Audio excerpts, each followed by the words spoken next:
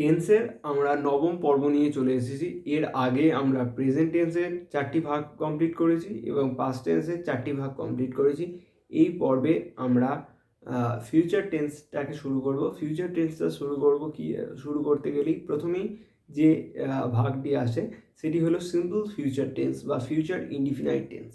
এই টেন্সটায় প্রথমে আমরা টেন্সটার সিনটেক্স সম্পর্কে জানব। প্রথমে এই টেন্সটার সিনটেক্সের ক্ষেত্রে প্রথমে বসে সাবজেক্ট, তারপরে এক্ষেত্রে দুটি ভার্ব আছে, উইল অথবা শ্যাল, ঠিক আছে। এরপরে বসবে হচ্ছে যে ভার্বটা আমরা বসাবো তার প্রেজেন্ট ফর্ম, ঠিক আছে। যদি আমরা এর উদাহরণ নিয়ে একটা বুঝে নিই যে আই এর সাথে রূপটা জানবো। যাই হোক, আগে উদাহরণটা দিয়ে দিই। আই শ্যাল এরপরে কি বলছে, ভার্বের প্রেজেন্ট ফর্ম অর্থাৎ গো টু স্কুল, ঠিক আছে। এরপরে আমরা এই ভার্বটার রূপ সম্পর্কে জেনে নিই। এই ভার্বটার ক্ষেত্রে মূলত ফার্স্ট পার্সন এর সিঙ্গুলার ফর্মের ক্ষেত্রেই মূলতভাবে শ্যাল বসে। যেমন আই শ্যাল গো, কিন্তু প্লুরালের ক্ষেত্রে উই উইল গো। সেকেন্ড পার্সনের দিকে যদি চোখ রাখি, সেকেন্ড পার্সনের ক্ষেত্রে ইউ উইল গো এবং ইউ উইল গো প্লুরাল ফর্মের ক্ষেত্রে, এবং থার্ড পার্সনের ক্ষেত্রেও he or she will go এবং প্লুরাল ফর্মের ক্ষেত্রেও দে উইল গো। অর্থাৎ এই প্রত্যেকটা টেন্সের ক্ষেত্রেই দেখলাম শুধুমাত্র ফার্স্ট পার্সনের সিঙ্গুলারের ক্ষেত্রেই একমাত্র শ্যাল বসছে।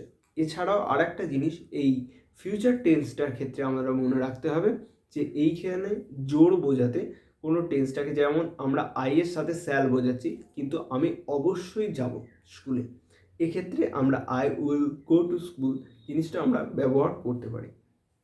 সিম্পল ফিউচার টেন্স মূলতভাবে বুঝতেই পারছো যে অতীতে একটা কোনো ঘটনা হয়তো ঘটবে, সেইটা বোঝাতে মূলতভাবে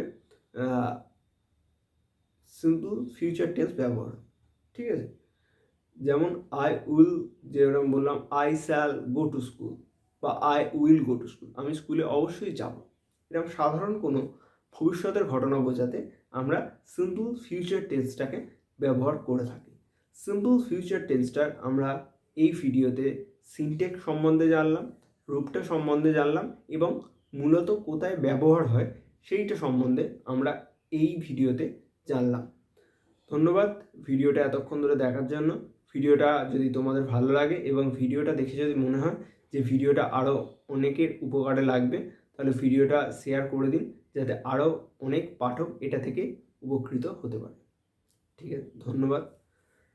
ভিডিওটা এখানেই শেষ করলাম।